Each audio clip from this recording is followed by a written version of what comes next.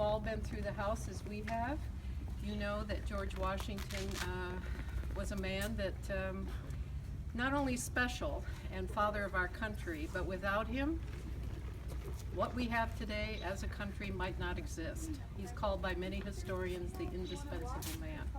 And think about it, Washington became general during the American Revolution. He fought an impossible war. How could people that weren't even together in a unified army actually fight against the strongest army in the world? And yet they achieved that impossible thing. Washington, after the war, what does he do? As we discussed in the House, he does not go to everybody after the revolution and say, I'm going to be king, I'm going to be emperor. He doesn't. He takes all that power that was his and he gives it back to the new republic. And even the King of England said, if he does this thing, he will be the greatest man. He came back and he wanted to retire here at Mount Vernon, but only for a few years, because then he was called to help organize this new country. And what did they need? They needed a plan, our Constitution. And who did they want to head that committee? George Washington. So he leaves Mount Vernon again, helps organize all that.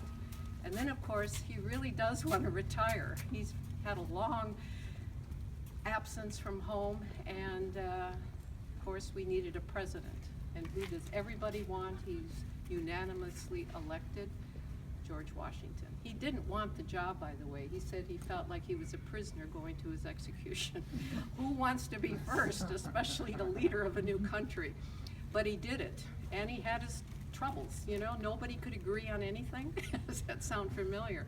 But people eventually compromised, struggled together, and managed to make it happen.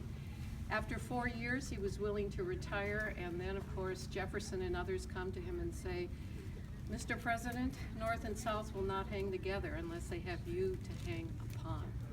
The country was divided already. So he serves for another 4 years, but his biggest worry was that he might die in office. And what he wanted to do was something we take for granted today.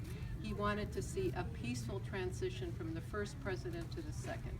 And of course that does happen when Adams is elected and Washington leaves. Comes back to Mount Vernon and sadly only has 2.5 years of retirement before he passes on.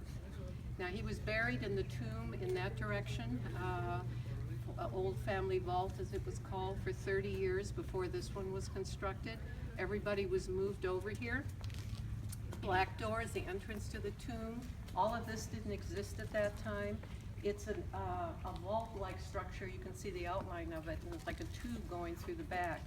So the coffins were placed in there, one on top of the other. Washington's coffin in there as well, and Martha's.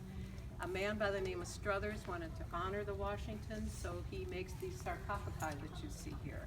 They were placed outside the door, George Washington in the one on your right, Martha on the one on your left.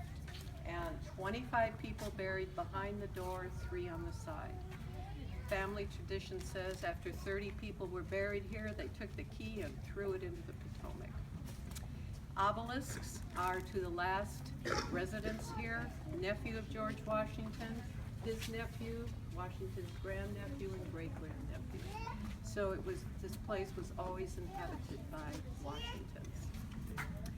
Now, I would like you in just a moment to read this prayer for Washington, the country.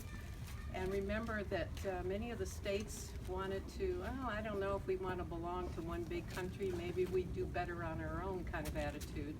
And Washington is writing to all the governors of all the states to unite them.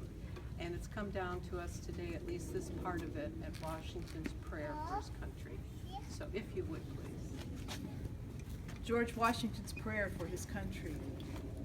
I now make it my earnest prayer that God would have the United States in his holy protection, that he would incline the hearts of the citizens to cultivate a spirit of subordination and obedience to government, to entertain a brotherly affection and love for one another, for their fellow citizens of the United States at large, and particularly for their brethren who have served in the field, and finally, that he would most graciously be pleased to dispose us all to do justice, to love mercy, and to demean others with that charity, humility, and pacific temper of mind, which were characteristics of the divine author of our blessed religion, and without a humble imitation of those example in these things, we can never hope to be a happy nation. Amen. Thank you. Not easy to read.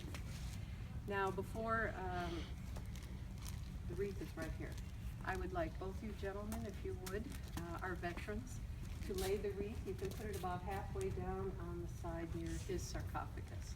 You have to grab the wreath and the stand together. And then you have to turn around and let them get a picture of you. The boxwood is symbolic. It grows here at Mount Vernon, and Washington, of course, planted it here. You'll see it all over.